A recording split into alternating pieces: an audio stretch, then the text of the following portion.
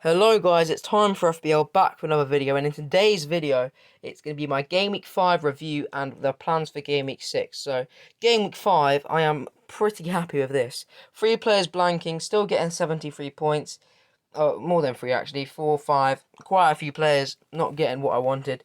But anyway, we still got 73 points, mainly down to Rudiger. I'm really happy with that guy. Obviously the goal, I was dancing around my kitchen when I saw the goal on my phone. But that was really good. I clicked off the Chelsea game because it wasn't really exciting, and then 90 plus second minute, Rudiger with the goal. I still don't even know how he scored, but he scored, and that's all that matters. So Rudiger is doing very, very good in my team. I'm gonna keep him. Um, Diaz, obviously with the 8 points, that's very good. You could say Rudiger and Diaz sort of covered for Cody and Salah, because obviously Rudiger and Diaz score combined equals 22.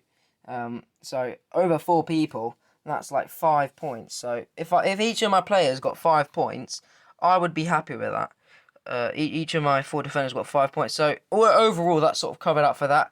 Obviously, Torres not starting is a bit of a shame, and Williams getting the yellow card and the 3 goals conceded is also not good. So he couldn't really come on for Torres there. Otherwise, he would have got at least a point or two.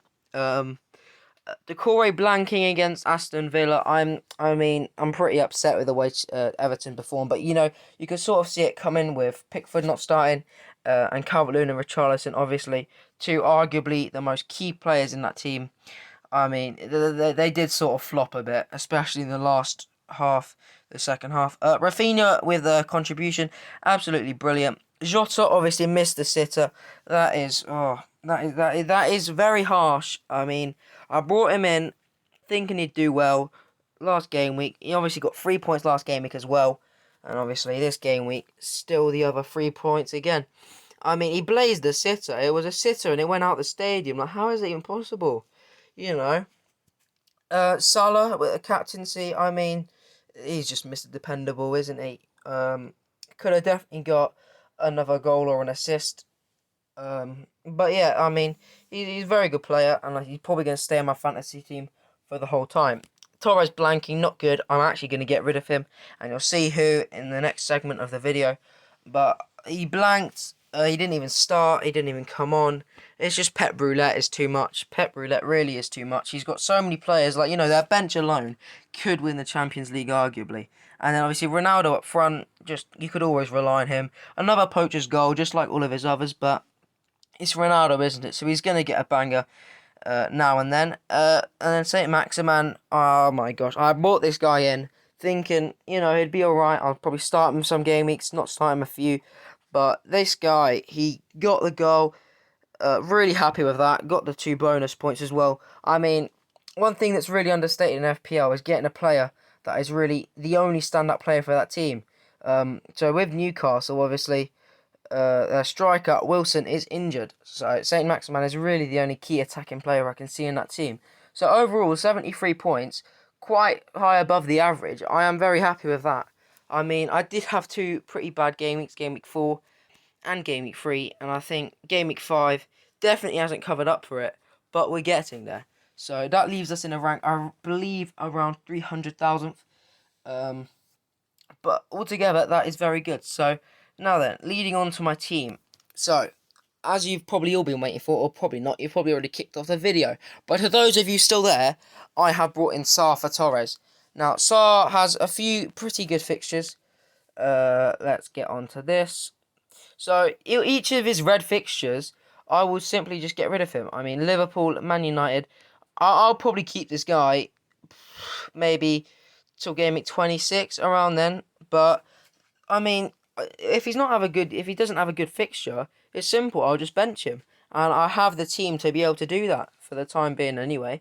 So Sar's on good form. The only stand-up player for Watford, as I said, would really like players like that, because if they're ever going to get a point, if they're ever going to get like a goal as a team, that player is going to be involved. So the only thing I'm pretty sad about with this team is having the teams playing against each other at the back with Diaz and Rudiger now. Diaz has got 2 bad fixtures. He's got Chelsea, then Liverpool. So I would want to ideally get rid of him and then bring him back game week 8. But, if I did get rid of him, it would just be for Trent. and then I'll have some money to spend. But I honestly think I'll just get rid of him for Trent.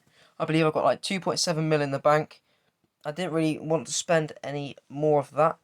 So I'll probably just get rid of him for Trent and then just bring him back in game week 8 for Trent again. So that's pretty much all I'll do. Rudiger, I'm going to keep him in. I mean, I can definitely see Chelsea versus Man City being a low-scoring game. Preferably 0-0 would be really good for me. But, you know, it is what it is. Decore with Norwich, I mean, he could definitely get a return in that game. Decore, I feel like, is one of the really understated players, you know. Gray's a bit like Lingard last season. I mean, I think it's like something like three shots on target, 3 goals. I mean, that is not something any player in the world could sustain. So, I mean, although Gray has got more points, or has got one of the most points tally in Everton, Decore does seem like the better option. I mean, just look at the recent Everton highlights. Obviously not the Villa game, because they were pretty dreadful in that.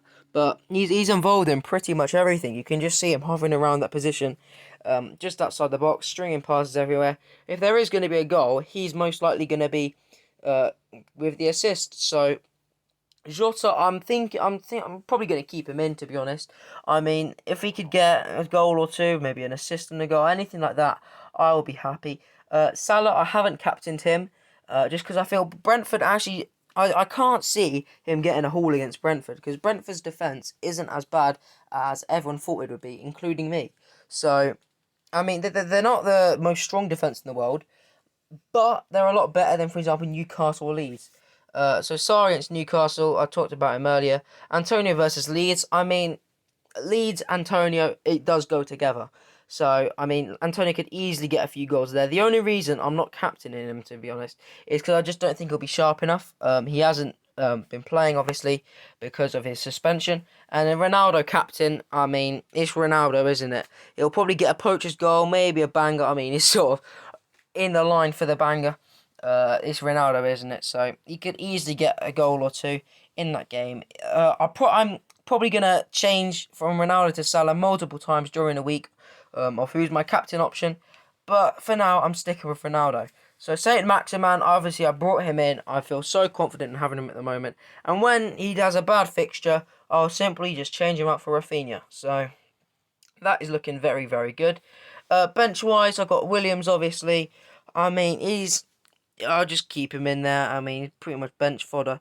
Hopefully he can get a few 2-point games every now and then if he doesn't get a yellow or doesn't concede too many. And Omar Balotelli, I brought him in 3.9 mil just to get that extra money in the bank. And you never know, his price might go up if a lot of people decide to bring him in, you know. Maybe there's an injury in the Norwich defence, he comes in and he gets the point. So anyway, that is my team leading into game week 6.